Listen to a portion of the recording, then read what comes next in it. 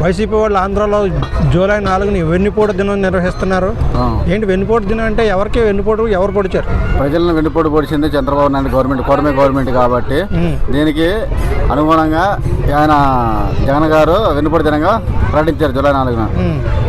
అంటే ఈ వెన్నుపోటు పదం వదలదా వైసీపీ? ఎప్పటి నుంచో పట్టుకుని వెన్నుపోటు అంటున్నారు. ప్రజలు 3 సార్లు గెలిపించారు. ఆయన చేసిన పనులే చెప్తారు కదా, కొత్తగా చెప్పట్లేదు కదండి. ఏం చేశారు ఆయన అంటే?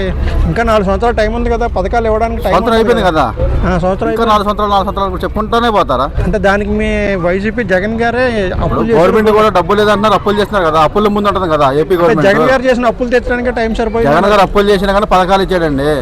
జనాలకు పథకాలు కనబడుతున్నాయి. నీకు సొంతం పైన అవుతుంది, పథకాలు అయ్యి అప్పులు మాత్రం ఆపుతున్నావా? అప్పులు తెస్తానే ఉన్నావు కదా, మరి ఏం చేస్తున్నావు? డబ్బు అంతా అభివృద్ధి చేస్తున్నావా? అప్పులు తెస్తానే ఉన్నావు కదా, అప్పులు లేకుండా అనుకోవచ్చు. నేను అప్పులు చేయట్లేదు, పథకాలు ఇట్లేదు అంటున్నావు. అప్పులు చేస్తున్నావు కదా, పథకాలు ఇట్టడానికి ఏమైంది? జగన్ గారు వెన్నుపోటు దినానికి సపోర్ట్గా జనాలు వస్తారంటారా? ఎందుకు రారండి, పక్కా వస్తారు. అంటే 164 సీట్లు గెలిపించారు అంటే జగన్ గారి మీద అంత వ్యతిరేకత తగ్గిపోయింది ఆ 1 సంవత్సరంలోనే? అది 3 నెలలకే తగ్గిపోయింది వ్యతిరేకత. 3 నెలలకే బయటకు వచ్చారు జగన్ గారు ప్రజల్లోకి. అంటే జగన్ గారు స్వయంగా వచ్చి చేస్తారా వెన్నుపోటు దినం, లేకపోతే ఓన్లీ కార్యకర్తలు చేస్తారా? జగన్ గారు వస్తారండి. జగన్ గారు వస్తారు. అంటే పాదయాత్ర అంటున్నారు, 2.0 పాదయాత్ర ఎలా ఉంటుంది అనుకుంటున్నారు అసలు? 2.0 పాదయాత్ర అంటే 2016 స్టార్ట్ అయినట్టే వాళ్ళకి.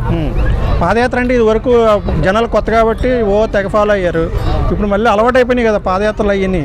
ఇప్పుడు జనాలు వస్తారంటారా మళ్ళీ? ఎందుకు రాదు సార్, పక్కా వస్తారు. పక్కా వస్తారంటారు. ఓకే అండి, థ్యాంక్ యూ.